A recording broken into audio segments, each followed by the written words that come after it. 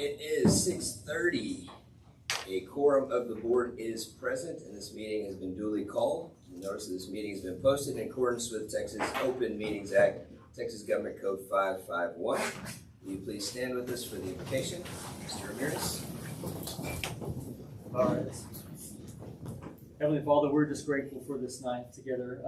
Lord, we're just humbled by the continued opportunity, Father, to serve this great district, Father, this community, these students, this administration, all of our staff, Lord. As we move forward in a new season for Maypearl ISD, I just ask that you be with us, Lord, that we be a united body, Father, not just at this table here, Lord, but across this district in the community. Help guide our conversations, Lord. Let them be healthy, and let us ultimately have the students at the forefront, Lord, in every decision we make. We trust you. We love you. In Jesus' name, amen. Amen. As a pledge. Pledge allegiance to the flag of the United States of America and to the republic for which it stands, one nation, under God, indivisible, with liberty and justice for all. On the Texas flag, I pledge allegiance to thee, Texas, one state, under God, one and indivisible.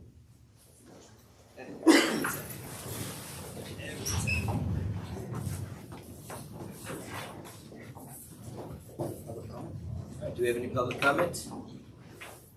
None. Awesome. All right, then we'll move on to recognition. Ms. Beckham, at this time, do you want to bring and Ms. Ballard, do you want to bring your group up?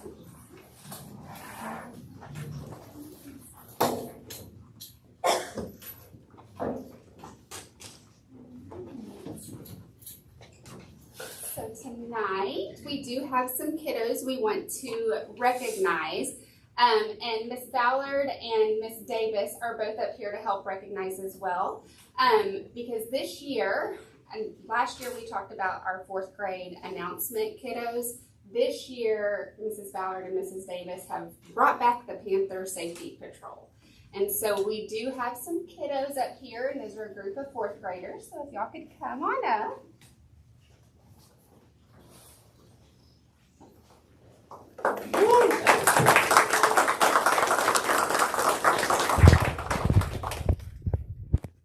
And they're going to tell you a little bit about what they do, because they're a lot more interesting than I am. My name is Riggins, and I'm in 4th grade, and my job is to do the Panther Patrol and open the door for the little kids.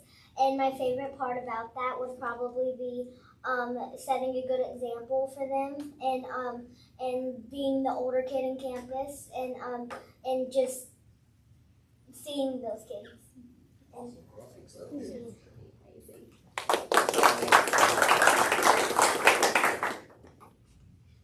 Hi, my name's Eliana Barfield, and I do the Panther Control. And probably my favorite thing was be able to open the doors and greet them and telling them have a great day and just being kind to them. Hi, I'm Luke Bennett, and I'm in 4th grade, and I do Panther Patrol, and my favorite part about it is opening the doors and being the bigger kid that lets them know that they can do it. Hi, my name is Bryce Lawson, and I'm in 4th grade. I do Panther Patrol. My favorite thing about it is opening the doors and being the older person.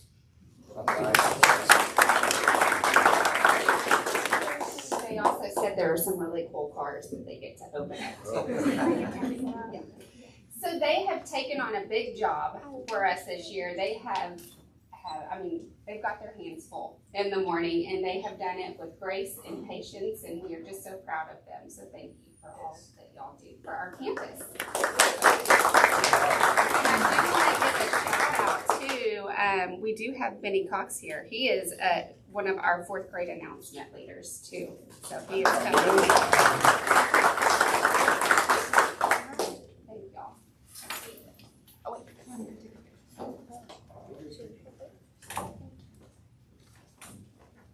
Right over here, then, too.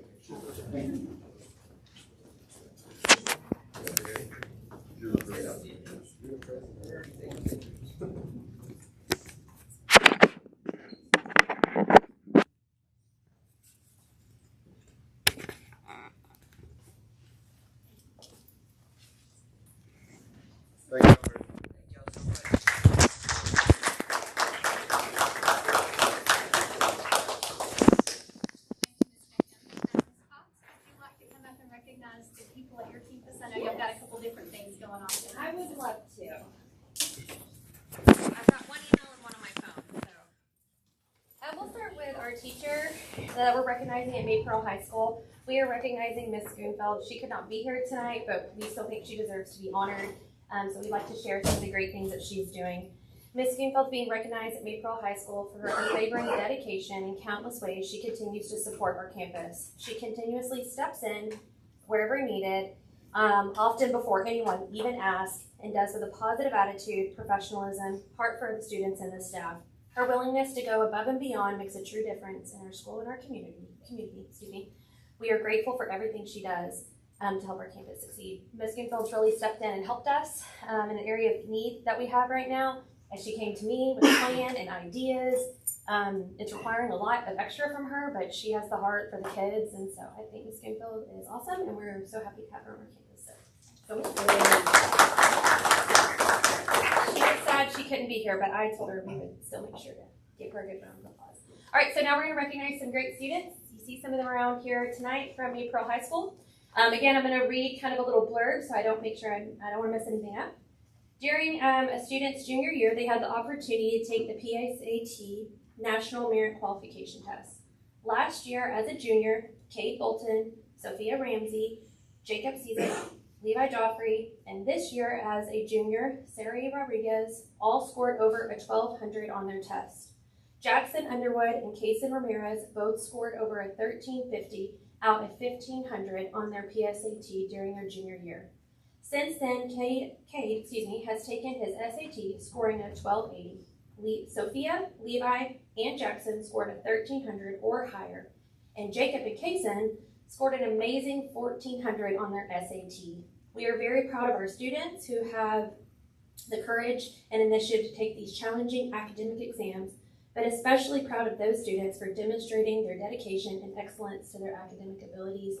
And just to kind of go off script a little bit, we're really trying to push our students for high achievement, and we're super proud of them, and they represent our campus wonderfully. So I'm very proud. I'm going to call their names, and then if they're here, they can join me.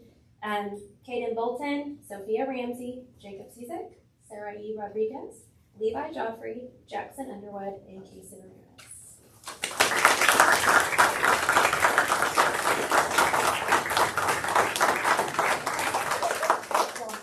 Yeah, you want over here? Come on.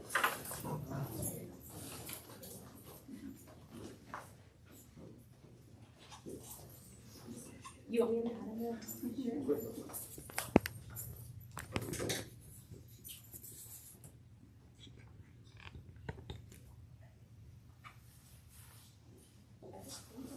Great job.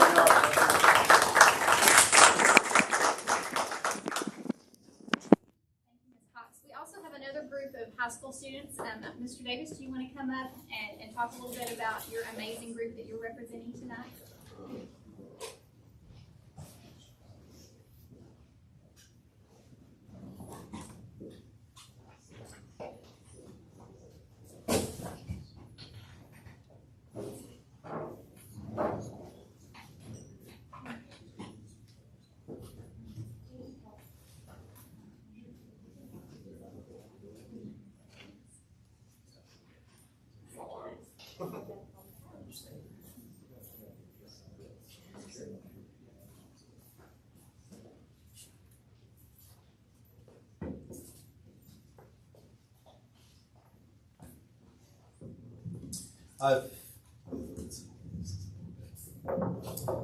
Thank you for allowing us to be here tonight to recognize our outstanding Maypearl High School band students. This fall, the marching band presented our show titled That 70s Show, which featured music in the style of the 1970s, included 25 or 64 by Chicago, She's Always a Woman to Me by Billy Joel, Disco Inferno by the Tramps, and Fly As Me by Bruno Mars. The band finished the year strong, earning unanimous first division ratings from all three judges at the Region 30 UIL marching contest. That's the highest possible score. This qualified us to advance to Erie Marching Contest on November the 1st, where the band placed 12th out of 24 bands, narrowly missing the final round, where they only take the top 10. This is the highest finish in the history of the Maypearl band. Not only have our students had an impressive year in 2025, They've contributed to our success every year since I arrived in Maypearl 6 years ago. During their time in band, they've also been a part of earning 9 out of the possible 11 first divisions between marching and concert band, and earning 3 sweepstakes awards. This is where the band earns a first division in both marching and concert band in the same year. The students have led the band to earn more accolades in the last 6 years than the program had earned in the last 20 prior to that. So they show incredible dedication and effort, rehearsing 6 or more hours per week outside the school day, not including our football games and competitions. And they lead others to create a positive culture of our family, a positive culture of family in our organization. The unending support of our parents enables these great students to do all these things year round. They help feed them, help move equipment, plan events, and support us in so many other ways. Without such a supportive group of adults, it would be impossible to sustain the level of success over this number of years. We also appreciate the continuing support of our administration and school board to allow the band to be one of the most successful organizations in Maypearl ISD. So I'm certainly looking forward to the bright future of the band in Maypearl. So, thank you for your time. We have, actually, so Sophia Ramsey is one of our drum majors from this season, so we're happy to have her here as one of our student representatives. And brought some of our hardware to show. Those are the first trophies in the new trophy case over here at the high school? Oh, I don't know. I'm not sure if they started stocking those up yet. We can certainly get them in there. Yeah. Just go put it. All right, Yeah. Thank you, Mr. Davis. Yeah, thank you, Ms. Ramsey.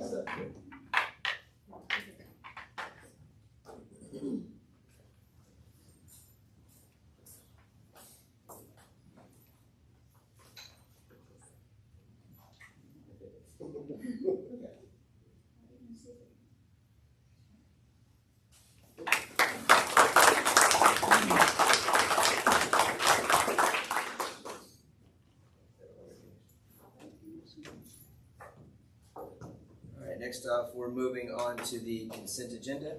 Make a motion to adopt the consent. Second.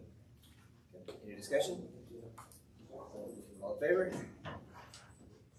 None opposed. Okay, the enrollment report. Can y'all hear me in the back? This is as of 11/13. Our elementary campus has 495 students. Our middle school campus has 374 students, and our high school campus has 357 students, for a grand total district-wide of 1,226 students.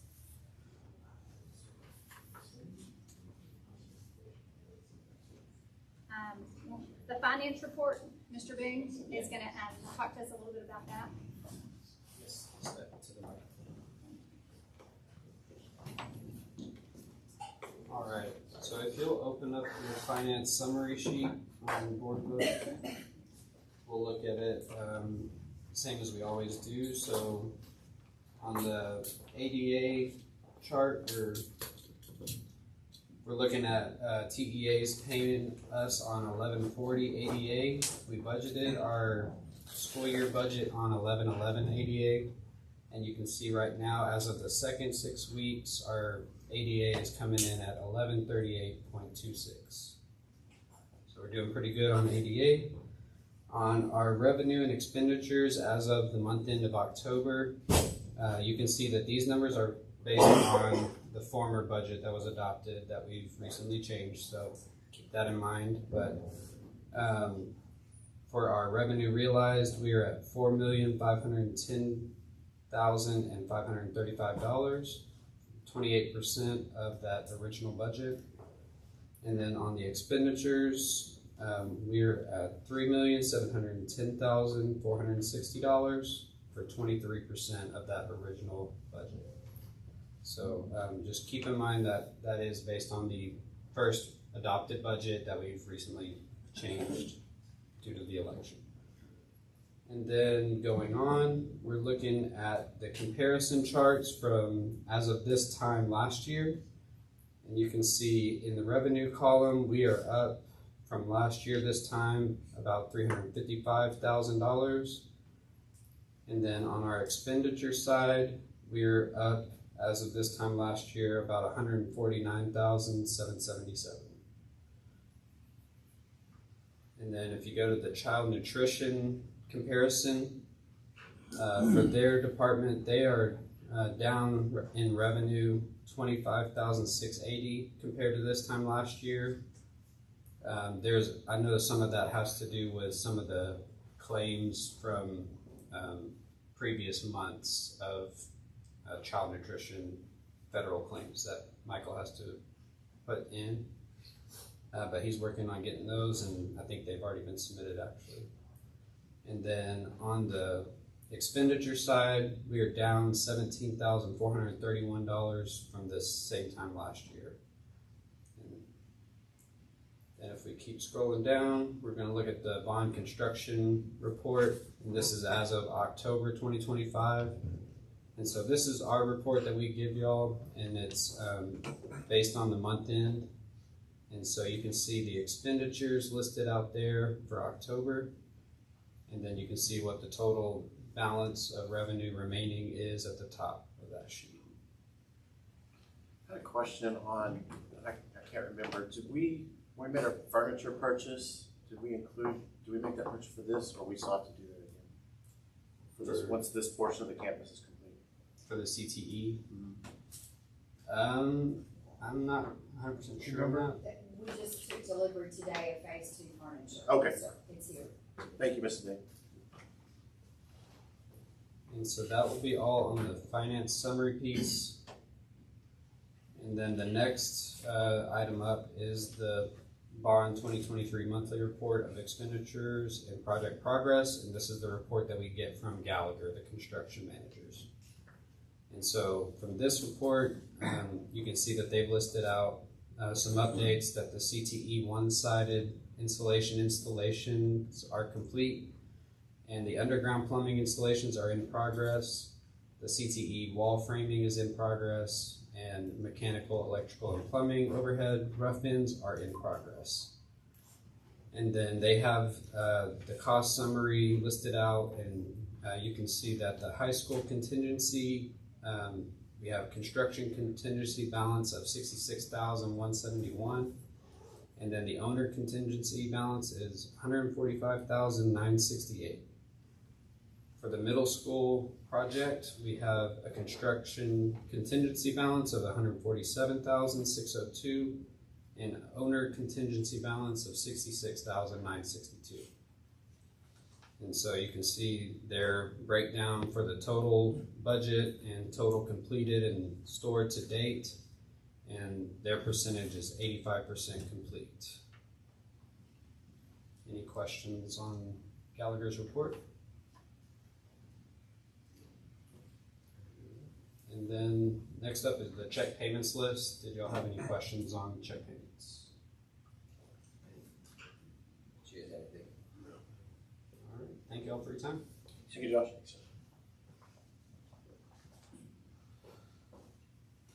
And under discussion action items, 8A is adopt the 24-25 financial audit report. You're busy tonight, sorry. Stay up here for that. So unfortunately, our auditors are not able to present tonight, not on any fault of their own, but due to the government shutdown, they had some delays in getting a government supplement compliance report that they need to release the audit to us. So they are going to be pushed to next month's meeting. But I did get the draft from them of the audit, and we are, complete and without any findings. So happy to report that, and we'll hear from them next month. Excellent. Thank you, sir. For the 2025 official ballot for the appointed Ellis County Appraisal District Board of Directors, there is an attachment in there that you guys need to look at and determine, how you want your votes to count. You can separate them out and divvy them out, or you can use them collectively for one individual. But those are, after looking, reading over the candidates, those are decisions that y'all need to make. Does anybody have any strong opinions towards any candidate? I don't know any of them. One thing I would suggest that we probably split them up unless there's a favorite or a strong candidate equally full weight. I don't know anything either, so. The write-ups sound good, but I would assume they should. So, What do you need, a motion to even shares? evenly distribute? I make a motion to evenly distribute the votes across the board. Second. Any discussion? All right, all in favor? None opposed? Okay, the next discussion item is for video surveillance in the special ed setting.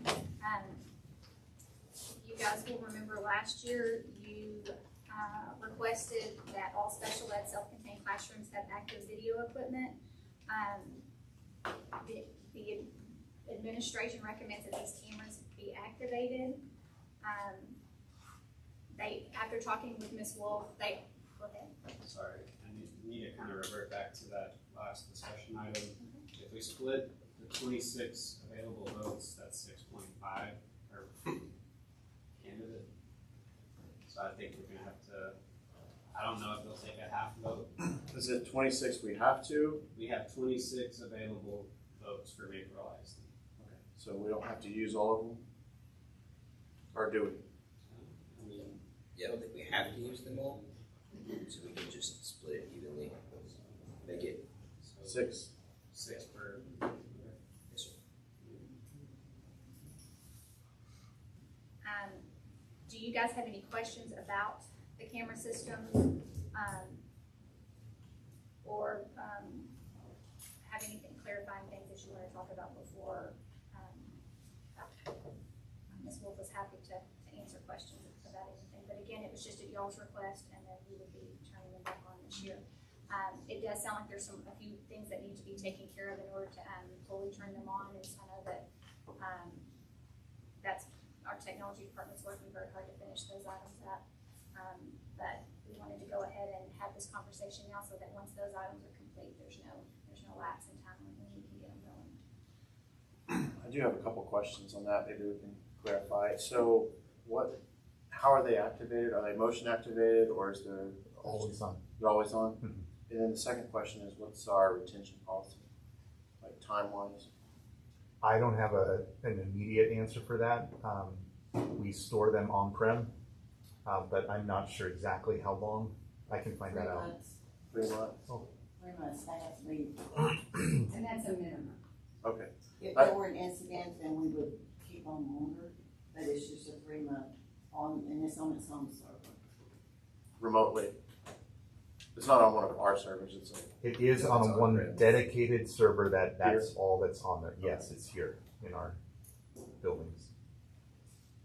do we feel that retention policy, that timeline is good before that data is written over, or should we extend it? I'm asking, well, for you, I don't think from what I'm hearing, I don't think there's an actual retention policy that just we have to have it for 3 months. I don't think there's an actual policy written where it's overwriting every 90. I am sure that if 20 days. there is a requirement to hold them for Yeah. 3 months, then Okay, so- that is programmed to do that. so currently it's set up to save 90 days, and then I those can files are confirm written that. over? I can confirm that. Okay. That's all I have. And these videos aren't, they have to be requested to see these videos, right? Correct. These aren't just, there's not a monitor up somewhere that No, somebody's I mean, there, always watching. no, and there's a form, there's a whole process that the parent or whoever has to go through in order for somebody to view it to see if it's even an incident. So it's not just an automatic, it's a definite process. So the administration recommends that the cameras be activated. So moved. Second. Any discussion? All in favor? All right, none opposed. 8D, consider Texas Education Agency Regional Pathways Network Partnership. After having conversations with Ms. Coonrod, who had been meeting about all of that with the other rural communities in regards to this partnership, and with after talking to Mr. James and Ms. Cox, we recommend at this time that this is tabled until we are able to really get a lot of our systems and protocol for our own CTE program in place, and finalize that, and then look into this at a time when it's not going to, when we feel like we have the better capacity to do it well. And so at this time, our recommendation would be that we visit this at a later time when it's more appropriate for our district.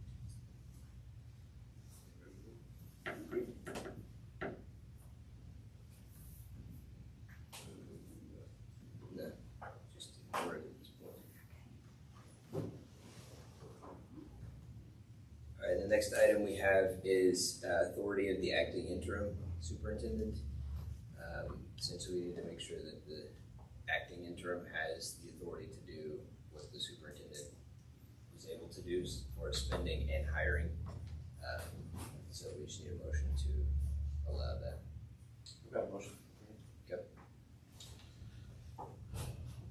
I move to approve the authorization for acting interim superintendent to hire contractual employees below the principal level, and to approve purchases and contracts up to $50,000 effective immediately and continuing until a new interim and or permanent superintendent is appointed or until rescinded by this board. Second. Okay. Any discussion? No. All right. All in favor? None opposed.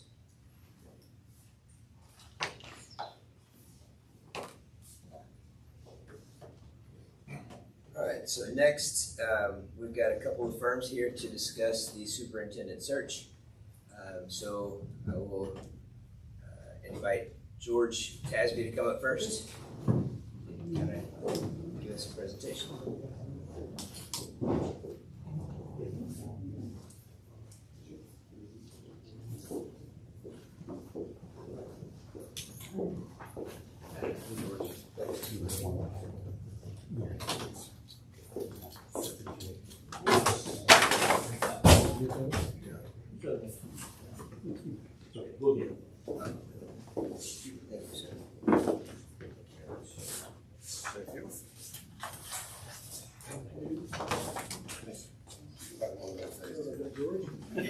I feel like just throwing some of that on the screen.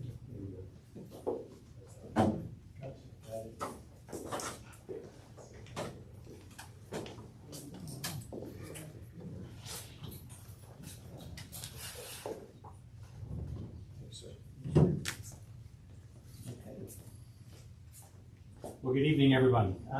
My name is George Kazanis, and I'm with the Texas Association of School Boards.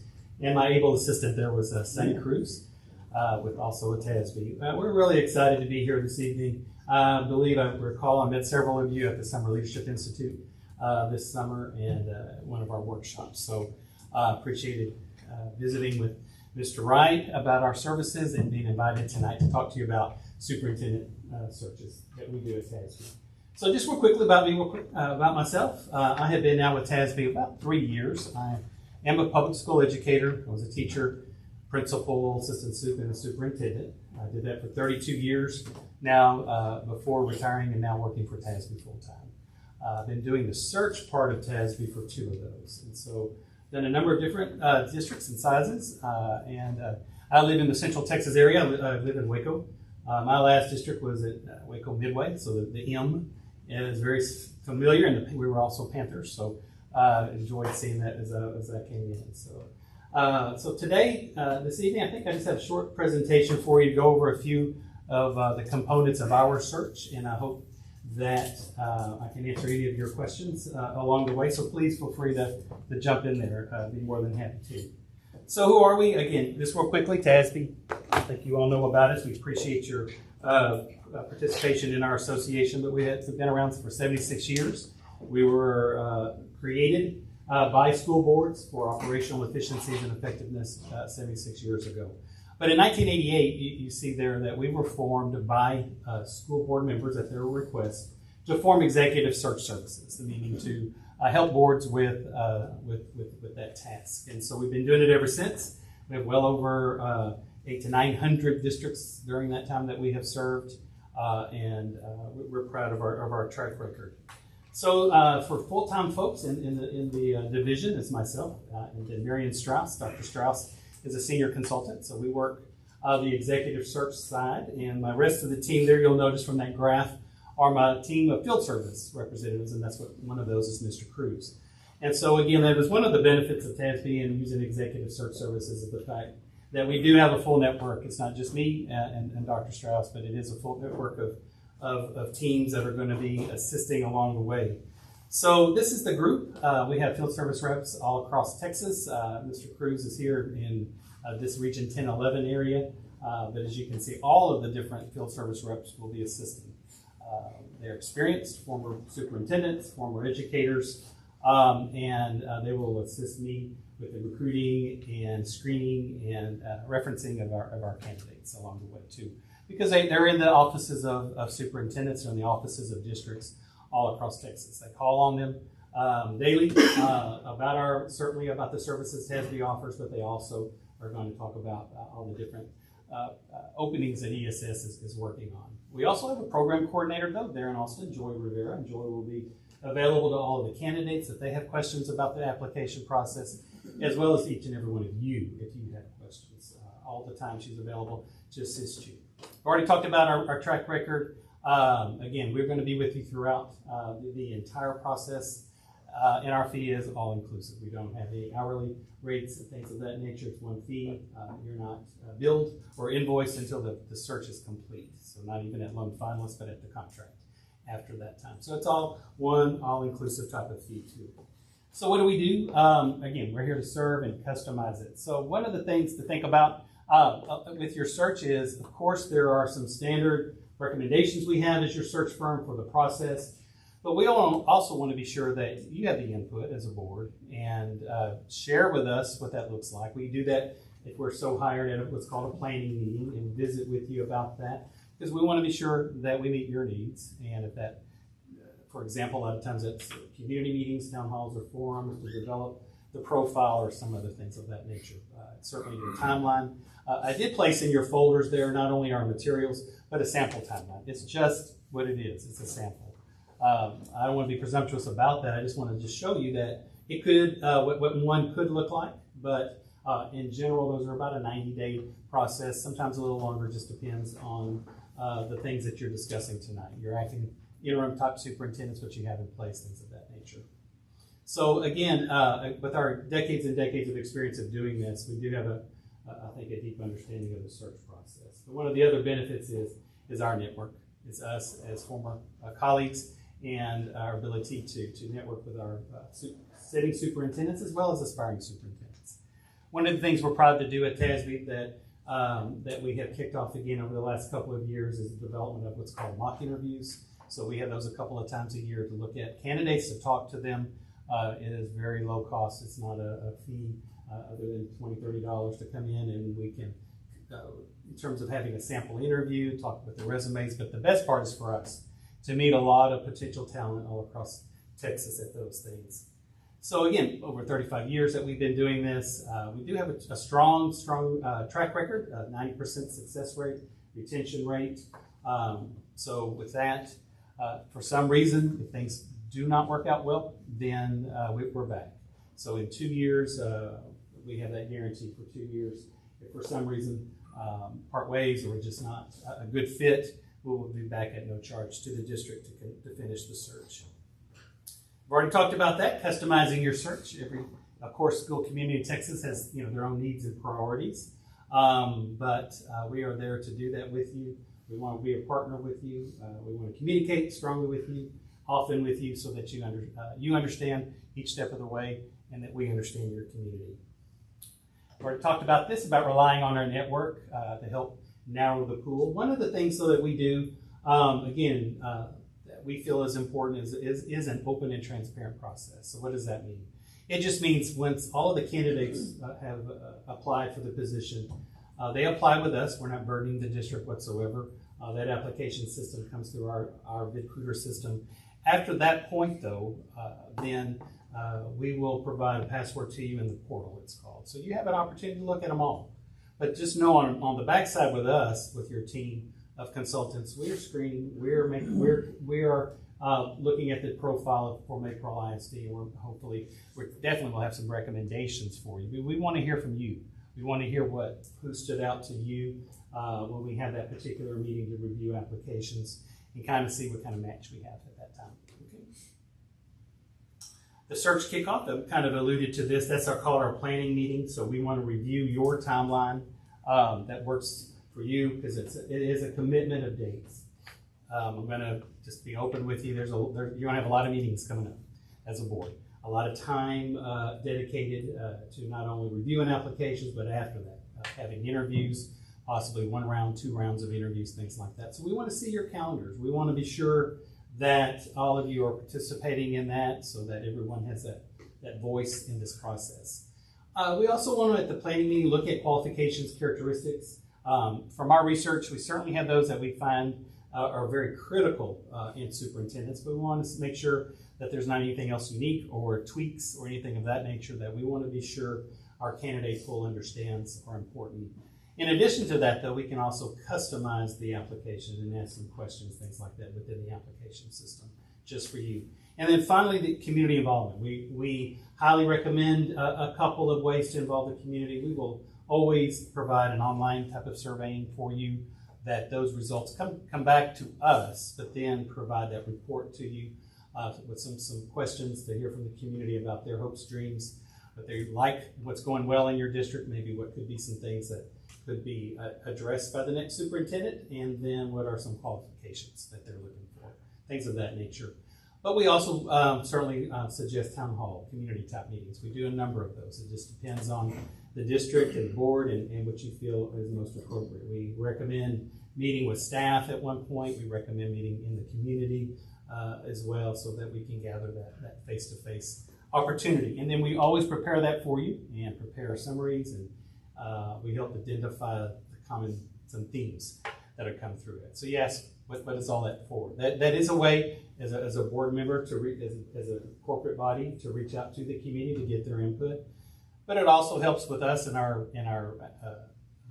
recruiting efforts to look at candidates that match, and it also helps us and you when you screen candidates. And then finally, it certainly helps when we look at your interview. What does that interview look like? What type of questions are posed? You want to hopefully delve into things that are brought up through that process. So during the search, we're taking care of this. This is part of the reason why you hire a firm, is all the advertising, the recruiting of it, as I mentioned to you, the survey. One of the things that we feel like is unique about our process too is that we do have a video component. So that portal that you'll get access to will certainly have your traditional type of materials for you to review, but we do have a video, and it's it's not too time consuming, but it's an opportunity for you to see face to face and meet these candidates that way, where they answer several questions and kind of see how they respond to those. We come back at that point, as I mentioned, and get your input and talk about the interview, design that interview, schedule that interview that meets all of your time commitments, and go from there. And then, of course, that's the interview process. We recommend a 2-step process where you have a first round of interviews where you're very consistent with that, asking the same questions of every candidate, so you have an ability to compare each and every one of those. And then after that, you decide who you would like to invite back. We highly recommend a second round. We always say, don't fall in love on the first date. Let's come back. Let's bring somebody back in to kind of get to know them just a little bit better. It's a little bit less formal, more conversational. It's an opportunity maybe to meet your candidate's family, spouse, kids, like with a short reception, things like that. So we'll talk about that. And then the other thing we can help you all, if you so choose, this is split between districts. If you're looking at a candidate, you could do what's called with your top candidate. They're not named the lone finalist, but they are your number one person of interest, we call it. We could arrange a site visit if you want to see that candidate's district, learn a little bit more, things like that. So all that could be arranged by us. So as you can see, that's the process. After that, you're naming a lone finalist. Texas law requires a 21-day waiting period. Then you vote to hire. During that 21 days, you're working to finalize the contract and things of that nature. And then after that, TASB, we offer a board superintendent transition workshop that comes with our fees. We recommend you doing that after maybe 3, 4, 5 months. And our board development service team will come in and work with you and gain your input as well as the superintendent's and see how things are going. Certainly, how the systems have changed. I am a provider of credit, so you do receive credit for the review of application, meeting 3 hours, and then you will receive 3 hours credit, team building credit there for this transition as part of our service. I already talked to you about our guarantee, but if they leave prior to the 2-year mark, of course, we'll be back and conduct the search again for you. But we certainly don't think that will happen. So here are just some different testimonials. They're in the book as well from different districts that we could share with you. But I'd like to share the video. Is there video capability? There should be. Okay, as long as. Great. So I've talked a lot, but one of the things I think is important is not to hear from me, but maybe to hear from other board members that have actually used us for the search. So let me see if I can. Here we go. So when we were going into the search process, we had not, as a school district, hired a superintendent from the outside a very long time. Everyone has such a vested interest in what decision we make. And so we really wanted the community to feel like they were a part of the process and know what was going on, involve them as much as we could, and be transparent with them. And so we did listen and learns with community members, different Chamber of Commerce and the different government entities and county entities and people like that. It wasn't so much that TASB had large district experience or not, it was who has a lot of experience with diverse communities, and TASB has that in spades. If we're not at work, we're chasing our kids somewhere after hours too. And so to have a group come in and do all of the legwork and know all of the scheduling processes you have to follow, we don't know that. Yeah, ESS did a great job leading the board through the process. There was a lot of legalities and that sort of thing. We needed somebody that could kind of coach us through that and make sure that we weren't falling in a ditch on either side and helping us understand how that timeline works. I felt more confident in the decision-making process because I didn't have to worry about all the timing issues or the scheduling. And so I would say if you're looking for a group that's got a lot of experience with diverse communities, that's cost-effective, that's willing to listen and work with trustees, TASB's a good choice for you. It was the best decision for us to go with them to help us because they really guided us through the process, but the whole time it remained within our control. And now we got the perfect fit. Yeah, and she's going to be here for the next 30 years, so she never gets to retire. So, yeah. That's the goal, right?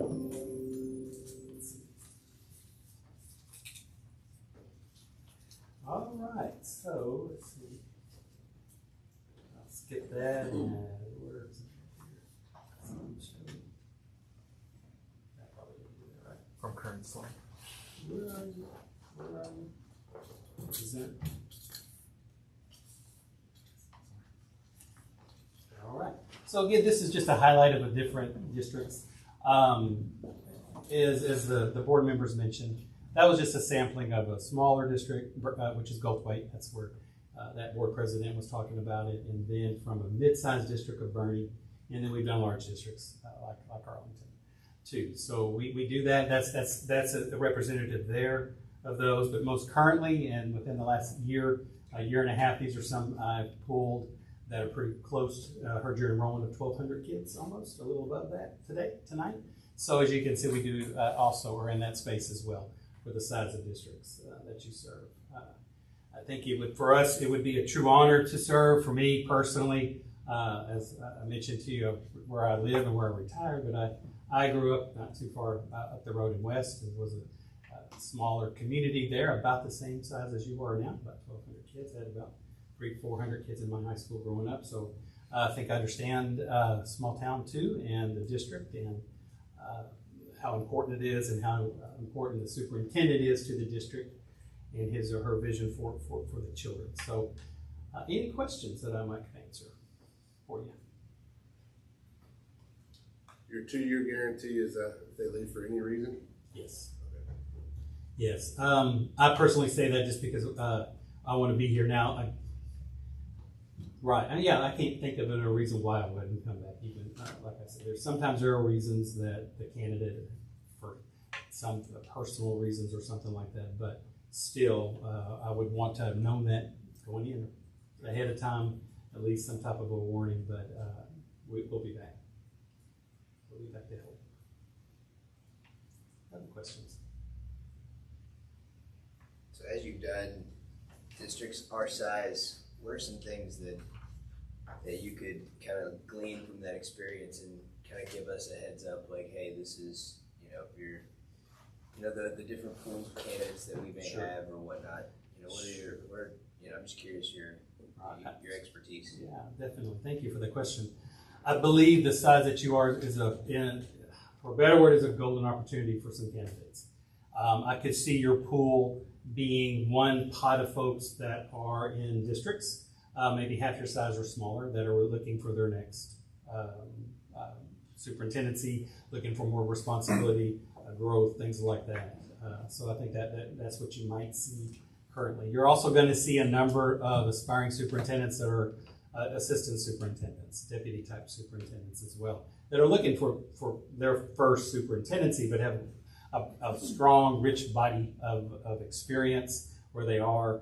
I think one of the things too that I always talk about is look at the district and understand. Many of them may have been, for example, in a large district now, but cut their teeth in a small district. I think it's real important that candidates understand your size of district as well.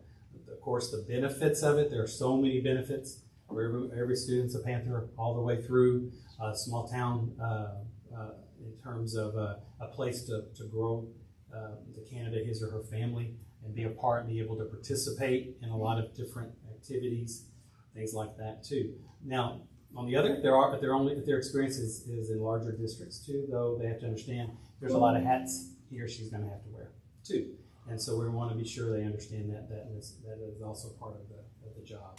So I think that's what you hire us, is that we have many of those experiences. We share that and encourage those that meet as many of the boxes as you can for your position.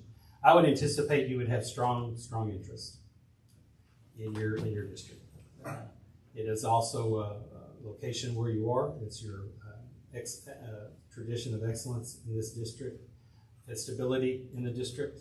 All of those things lead to candidates thinking this is the spot that I would like to be. So I'm not having any hesitation about your candidate pool, but it varies.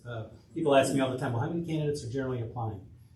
I tell you this, it only matters, you only need one, so that's what's most important, but it just depends. It depends on, again, all the factors I just described about you as a district. It does depend somewhat on location as well, so sometimes we may have as many as almost 60, and sometimes 30, and 20 to 30 generally in the ballpark, but I would anticipate a few more because of you guys. Just a follow-up question on that. So I know you have a screening process, and I'm assuming you're kind of building a profile for that candidate. What does that look like to us? What does it highlight in that aspect? Sure. Some of that, of course, building and screening will be based on that survey too, and the community forums we come to. We learn just as much as you do. Oftentimes, the community meetings, the survey and the face-to-face will probably affirm a lot of the things you know as a board member already, but may uncover or at least highlight some things you don't. So I think that helps. That does. So I think that's part of it, is for us to be screening. I think the other part too is we also, for each candidate, when you get to the interview stage, we've developed a candidate profile that then you will be provided to you about each candidate too. So that talks about their accountability, their success academically in the state accountability system, as well as financial. Please tell us about, we ask about some of the fund balances and finances, success or no success with bonds, no success or no success with VADER, voter approved tax rate elections, things like that. So you get all of that. So what we're looking though for the candidates is back to what I was describing, is your community, the type of community it is. We would look for, as I said, those with, I think you would have a strong pool of sitting superintendents. So we definitely would look in that area. Those, though, that again have that track record both on the financial end as well as the academic end.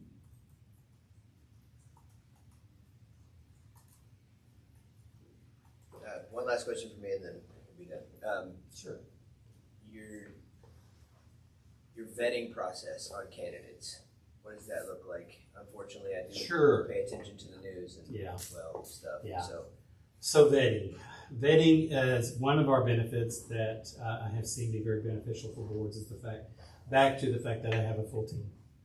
We have field service reps all across Texas who are gathering information about candidates, not doing it any other way than just knowing their track record. They or maybe in their offices, they may know their successes as well, good and bad and things of that nature. So we vet in that aspect. Of course, we're vetting also with our packages. Every candidate that becomes your strong candidates will have a third-party background check. So rest assured of that. We use a third party, so they will go through all of the criminal county, all of those type of things of their record, plus bankruptcy and credit reports, things like that too. Social media review is also included, so we will have that type of a scrub, and just only inform you if there is something that's in the system that's not green, where I need to come is yellow or red, caution you about. Then we share that information with you too. So yes, sir, that's a good question. Thank you for bringing that up. Anybody else?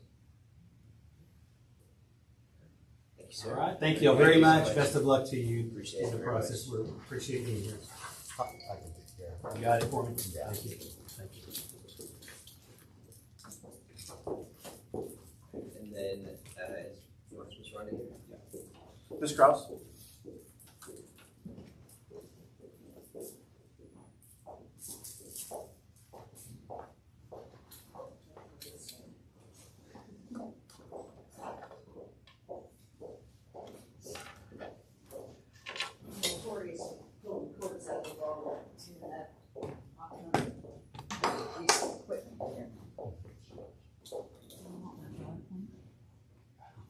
You can email it to me.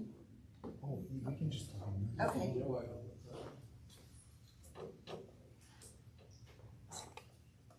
Okay. I guess you have a dongle, huh? It's on this list. The first time somebody asked me for a dongle, I looked at him and I said, I don't think I have one of those. Apparently it's a real thing now. Oh, look. Okay. You. There's somewhere where it says from the beginning.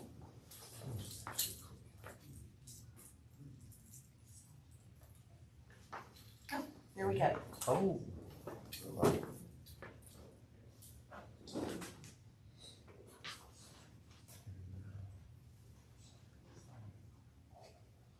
Okay, let's get to right back to the presentation. Sure that Okay. shared. Oh, okay. You know what this rain brought in, but it got us all. So my name's Rhonda Crass. We are pleased to be here tonight to talk to you about your superintendent search. Question number one is, who are we? Who is Lisa Crass? Well, let me tell you who we are. We're a full-service school law firm. My partner Mike and I have been in business for 12 and a half years. Mike's probably the only lawyer in the state of Texas that has a PE degree that got him into law school. He taught school for a number of years before he went to law school. I taught for 1 year before I went to law school. My dad was a superintendent, and he didn't think you could get to heaven without a Texas teaching certificate. So I taught 1 year, and then I said, you know what? Y'all can have this. I don't really want this. There's a better way to make a living. And so I went to law school, and then I realized I really do love working with schools. I just like working with the adults better than anybody else. So this is my 37th year to practice law. I know, it's a long time. But I've been doing this for a really, really long time. My adopted sister was a school superintendent. My husband is a retired school superintendent, so I know the superintendent business. We represent public schools exclusively. We don't do this as a side business for extra money like soup searches. We don't do this to promote specific educators. Our goal is to help school boards find the very right candidate. We want you to have more control over the search. I don't have a stable of candidates. We want you to be invested in who you hire as your initial candidate. And we want you to be represented in all facets. So let me tell you a little bit about our process. The first thing you do is you establish a timeline. This is going to differ from school district to school district. You know, you may need somebody quickly. You may want to draw this out. I don't know what you want to do. But the timeline needs to be adhered to so that potential candidates can better manage their expectations. It also allows, because we try to be as transparent as we can with the community, although we can't release the names of the applicants, we do try to keep them informed of what's going on because everybody in your community wants to know what the next step is. So it allows your community and your staff to understand what's to be expected and what's coming down the road. And here's the thing, all of this is board driven. So it can be as fast or as slow as you want it to be. Now, all of this is board driven. We give you the opportunity to decide how much community key stakeholder input. I've had school boards that, man, they literally want to see everybody. I mean, like the cabinet, the executive directors, the principals, the district-wide staff meeting, the PTO officers, long-range facilities planning, city and county officials. I mean, they want us to have meetings with everybody out there. I've had some that said, you know, just put out a quick survey and let us know what they want. And then I've had boards that have looked at me and said, you know what? They elected us to do this job. We don't really need their input. So we're just moving forward without that. Again, all of this is up to you, the school board. You get to make the decision of what you want and what you don't want. I'm going to give you good advice. I'm going to tell you what the leading trends are and based on experience what you should or shouldn't do. But again, you know, just because I give you advice doesn't always mean you have to take it. Sometimes that's not a good idea, but you're the board, your kids, your town, your money. We help you develop a profile. If you want us to go out and gather all this data, we'll do that. We'll keep you focused on what are you looking for? What specific characteristics are you looking for? And then we also, I mean, just like we're selling candidates that want to come see you, we're selling you to candidates. Man, this is a great district right here. This is a district you want to be the superintendent. Because trust me when I tell you, and I think my fellow compadres out there that have done searches, there's a couple of districts that I've worked really hard to try to get a few good men and women to apply for the job because they're just, it's not a great place to be at that time. The applications, we give you the top 10 to 12. We also do a 4-question video. We do written responses so that they're really not questions that are make or break, but they're questions that will give you an example of the applicant's writing style. We're going to give you the name and the position in the school district where every applicant is employed, which means you have access to all the applications. Now, I may tell you a reason why that's not a good applicant. Maybe, you know, I've had the opportunity to help that superintendent separate from employment 2 other times, and I'm just telling you, it may look good on paper, but that's not who you want. We've been in this business for a long time. I can tell you who's going to shut the bar down at the midwinter conference. I'm going to tell you what you need to know. I'm not going to hide the ball. I'm not going to try to push anybody. I'm not going to tell you anything that you don't want to know about a candidate. And I'll tell you why our process works. It works because it's board driven. You get to make all the decisions. We facilitate the search, but we don't make decisions for you. I've had people say, well, I know that lawyer's coming in there telling them who to pick. You know, at the end of the day, I live in Glen Rose, Texas. It's 1 hour and 6 minutes from here. And I'm going to go home to my little house in Glen Rose and light my fireplace tonight and pay my taxes to Glen Rose ISD. I want you to pick who you want, and I want you to pick who is the best fit for you.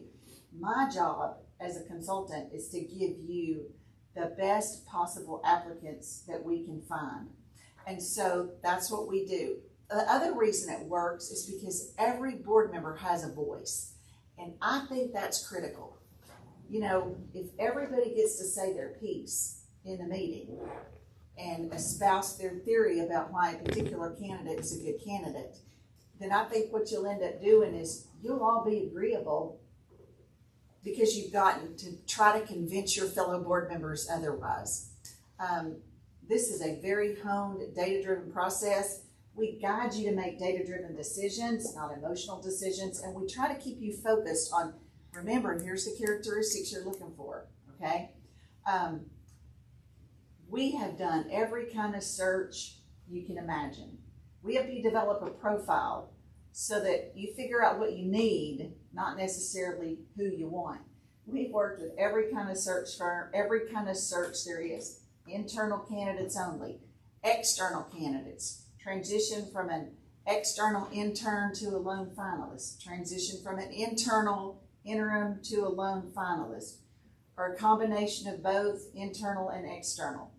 Again, you get to decide what you want, but I can help you facilitate however it is. Our network's large.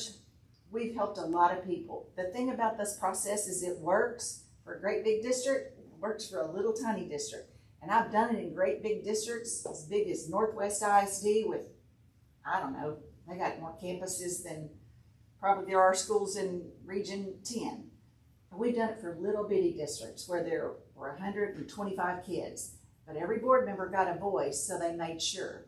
And the thing is, you have to recognize that every search is a little bit different because it's based on what the board needs. What do you need to get the right person in here? We've worked with boards who have general in-house counsel. We've worked with boards who have their own separate attorney. Sometimes we call them, the outside counsel. The board has their attorney, the district has their attorney, and, all that. We worked with boards that we don't represent. We're not your regular lawyer. You have another lawyer, but we worked with those boards too. We work with those councils as well. We worked with boards that don't even have a lawyer. I know in today's times you probably find that difficult to believe, but occasionally you'll run across a school, but we don't need a lawyer. I always want to go, yeah, you probably do more than you know, but that's okay. Board has lots of options.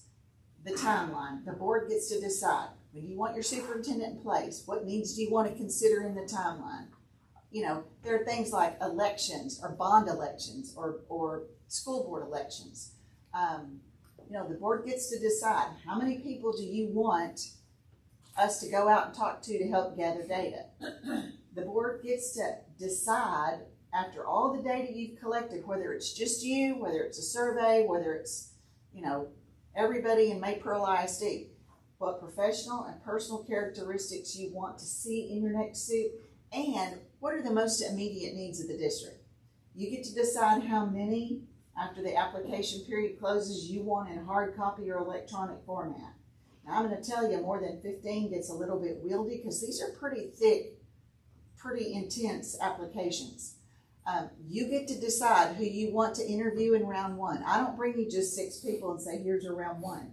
I'm going to bring you 12 people, and you're going to tell me out of that, we're going to work through a process where you talk it through and you figure it out and you decide which 6. And after you interview 6, you get to decide who comes back for round 2. And after round 2, you get to decide who you want to be the lone finalist. As far as recruitment, we direct recruit people. We solicit nominations through, top leaders in the industry. My partners teach in doctoral programs at universities. We list all these, there's all these websites you can list. We take recommendations from board members. Let's say, one of your board members says, hey, I got a cousin out in so-and-so, and they got a really good superintendent. Would you go out and talk to them and see if they'll come be our superintendent? Absolutely. Because you as a board can't call them up and ask them, hey, would you apply? That's just not really good. We talk to people we know and trust that we represent. Hey, do you have somebody in your organization that's ready to step up and be a superintendent? We take recommendations from former administrators and people who were mentors.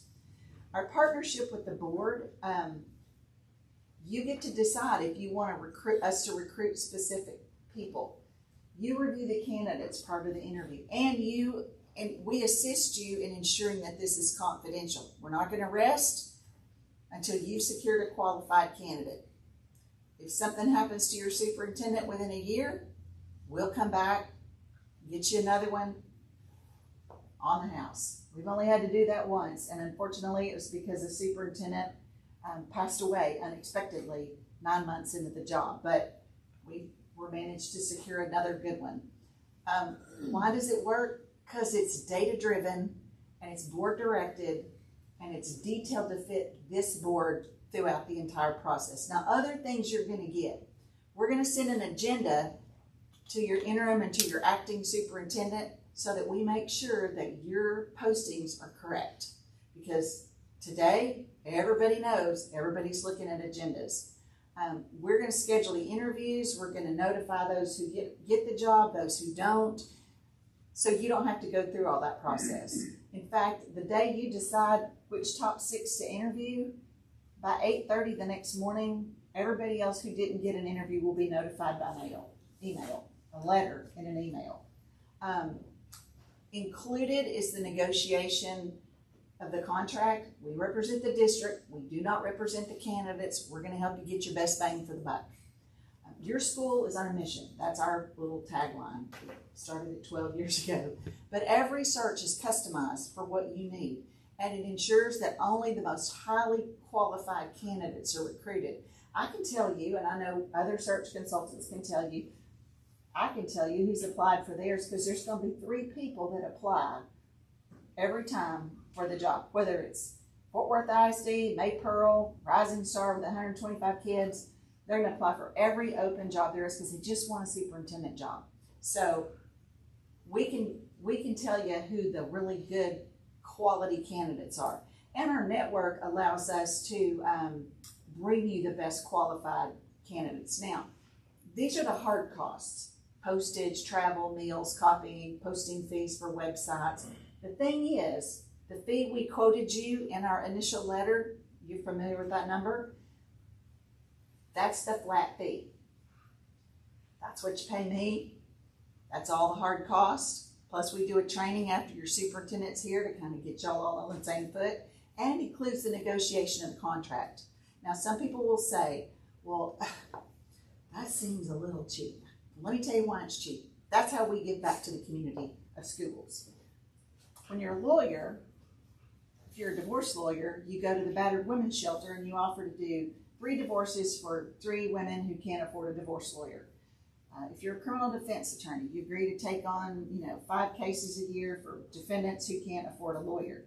When you're a school lawyer and all you do is represent Texas public schools, you can't go, well, today we're going to give this client free advice, and tomorrow we're going to pick another one to give free advice. So you can't do that. So that's what we do. We don't charge a lot for superintendent searches. We don't go out looking for them. We never do more than 3 at one time. And it's our way of giving back to you. It's our way of saying to school districts, hey, we appreciate what you do, and maybe it shouldn't have to cost you an arm and a leg. Everybody gets my cell number. Everybody gets to call me and ask questions. That's included in the flat fee and everything else you do. So, does anybody have any questions?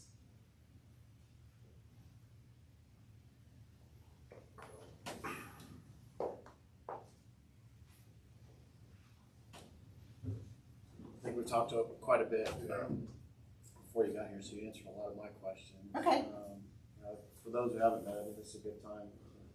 I'll ask the same question I asked Tasby, right? How do you vet your clients? We do a lot more vetting than we used to, because one of our colleagues had some issues. Never before have I asked to see or prove to me that you are a citizen of the United States, but we had that issue. We do ask for transcripts now. We used to ask for transcripts all the time. Then we quit asking for transcripts because it just seemed like a lot of unnecessary work. We now request transcripts again because we want to make sure that if you say you have a degree from a certain college, that you actually have a degree from a certain college. We also represent the Texas Municipal Police Association, and we do have some access to a few things. We make sure that there's no criminal charges, and we also make sure that there are no things like bankruptcies or weird things sitting out there that would be a red flag. I don't bring to you any candidate in the top 12 that I don't either know personally or if I didn't know them and they look like a great candidate, I'll go meet them. I'll go wherever they are and I'll meet them, and I want to talk to them and I want to get to know them and I want to find out if they're going to be a good fit. The other thing is I will take a recommendation from a trusted person, but you got to go through a pretty hard screening to get into my top 12.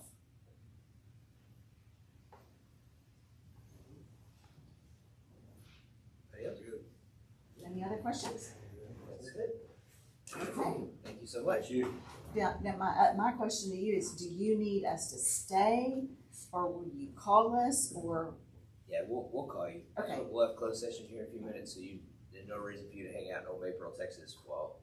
I was just asking because No. I actually went to an interview one time where all the candidates had to stay and wait because as soon as they made a decision, they wanted the consultant to come in and start working that night. Yeah, So, we're appreciative of you guys' time being here, and we know that most of you guys have a little bit of a drive, so you guys can head on back, and then we'll call you and let you know. Great. Well, thank y'all so Thank you much. for your I time. appreciate coming and getting an opportunity to visit with you. Absolutely. And just for transparency's sake, Impact Education Specialists couldn't be here today, but they are also one of the companies that we're looking at. So just like to be transparent with everybody. Well, thank you so very much. Thank you. Good to see y'all. Okay, it is 7:41, and we are going into closed session.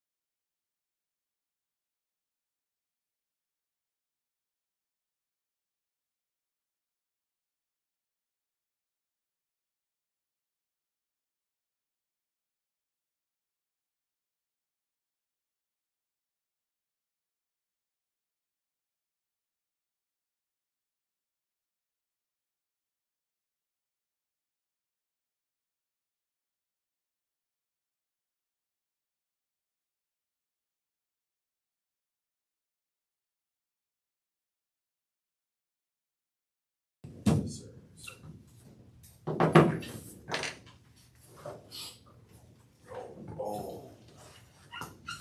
right, it is 11:44. I don't need this, right? I don't need this. Do I need it for the cameras? Yeah, just leave it on. Leave it on? Yes, sir. All right, it is 11:45, and we are out of closed session.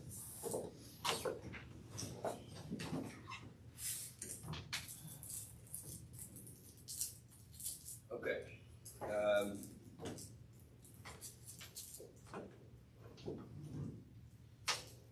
Any motions coming out of closed session? Cool. I'll make a motion to utilize the Doug Williams Impact Education Search Firm as our firm to find a superintendent. Second. Any discussion? Cool. All in favor? None opposed. No dissension. Meeting adjourned. Way to go, team.